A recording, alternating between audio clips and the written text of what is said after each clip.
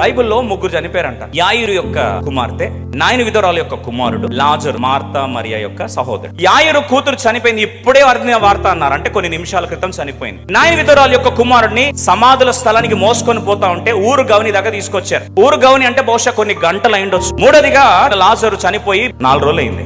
యాయిరు కూతురు దగ్గరికి వెళ్ళి చెయ్యి పట్టుకొని లేపాడు. ఇప్పుడు నాయన విధురాలు కొడుకు పాడె మోసుకొని పోతా ఉంటే పాడెను ముట్టగా అని రాస్తుంది. లాజర్ చనిపోయేసరికి చెయ్యి పట్టుకొని రా, పోయి టచ్ చేస్తానులే, లాజర్ బయటకు రా. వాస్తవంగా యాయిరు కుమార్తె, నాయన విధురాలు కుమారుడు, చనిపోయిన లాజర్, ఈ మూడిట్లో ఏది కాంప్లికేటెడ్? లాజర్. కానీ ఏది ఈజీగా హ్యాండిల్ చేశాడు దేవుడు? లాజర్. ఏమర్థమైంది? సమస్య ఎంత ముదురుతే దేవుడు హ్యాండిల్ చేసేది అంత ఈజీ. ఈ రోజు మనం నేర్పుతున్న సత్యం ఏంటంటే 2024 సంవత్సరంలో ఎన్ని సమస్యలు ఉవ్వెత్తున కెరటంలాగా ఎగిరినా సరే నీ ధైర్యం ఏంటంటే, నా సమస్య ఎంత ముదిరిపోయినా సరే నా ప్రభు దాన్ని అంతా సునాయాసనంగా పరిష్కరించగలడు.